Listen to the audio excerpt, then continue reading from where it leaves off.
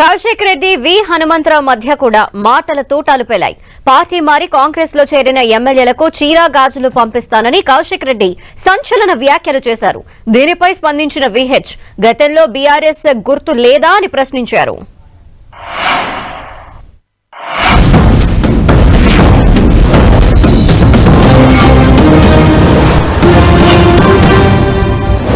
నేను ఇలా ఒక గిఫ్ట్ పంపుతా ఉన్నా ఈ 10 మంది మారిన ఎమ్మెల్యేలకి.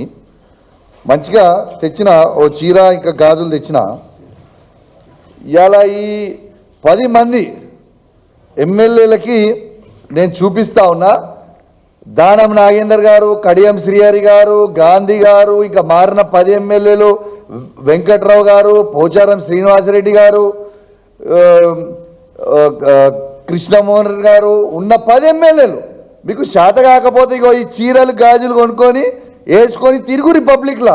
ఇజ్జత్ లేని వాళ్ళు, మీకు ఇజ్జత్ ఉందానే? అసలు మీకు ఇజ్జత్ లేని వాళ్ళు కాబట్టే ఇగో మీ ఇద్దరికి మీరు మొగోలు కాదు కాబట్టే ఇగో చీరలు గాజులు పంపుతా ఉన్నా. ఈ 2 కూడా మీరు వేసుకొని తిరగాలని నేను విజ్ఞప్తి చేస్తూ ఉన్నాను.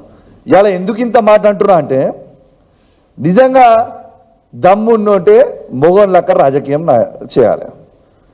గజ ఎందుకు కొనుక్కుతుర్రా? ఇలా కోర్టు డిసిషన్ రాగానే మీరు అందరూ ఒకడేమో నేను పార్టీలో చేరలేదని, ఒకడేమో సుప్రీంకోర్టు బెంచ్ ఉన్నదని, ఇంకోటేమో ఇంకోటని ఖచ్చితంగా ఈ చీరలు గాజులు వేసుకోవాలి. మీరు రిజైన్ చేయకపోతే స్పీకర్ గారు నిర్ణయం తీసుకునే కంటే ముందే మీరు రిజైన్ చేసి ఎలక్షన్లకు కోరి, లేదు అంటే ఈ 2 రోజులలో మీరు పోలేదంటే ఖచ్చితంగా ఈ చీరలు గాజులు మీ ఇంటికి కొరియర్ చేస్తా.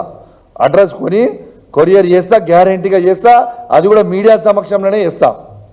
మరి గతంలో మీరేం చేసిరా బాబు? దాంతో కదా నా ఉద్యోగం పోయింది. నా ఎంబడి 2 పోలీసు వాళ్ళు ఉందరు. నేను నరసింహన్ గారి దగ్గరికి పోయినా, గవర్నర్ అప్పుడు కంబైండ్కు ఉండే ఆయన. ఎప్పుడైతే వైఎస్ఆర్పీలో టీడీపీలో ఉన్న వాళ్ళని తీసుకున్నప్పుడు ఏం చేసిండ్రు? అదేవిధంగా మీరు టీడీపీలో గెలిచినటువంటి వాళ్ళు బీఆర్ఎస్లో తీసుకున్నప్పుడు శ్రీనివాస్ యాదవ్ తీసుకున్నారా లేదా? మంత్రి చేసిండ్రా లేదా? ఇదేమిట్రా బాబు? మా 19 మంది కలిస్తే 12 మందిని తీసుకున్నారా లేదా? ఆనాడు ఆలోచన రాలేదా? ఇవాళనేమో అన్యాయం జరిగిపోయింది, ఆయన తీసేయండి, ఈయన తీసేయండి. మీరే మొదలు పెట్టింది కదా భయ్ మొదలు. అది ఎవరి గుణపాఠం వానికే జరుగుతుందమ్మా. అప్పుడు జర ఖుషి అవుతుంది కానీ పాతోడు మర్చిపోడు.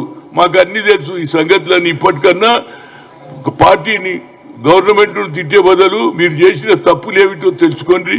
ఎందుకు ఓడగొట్టిండ్రు? మేమేం తప్పు చేసినాము? మేధోమతనం పెట్టుకో.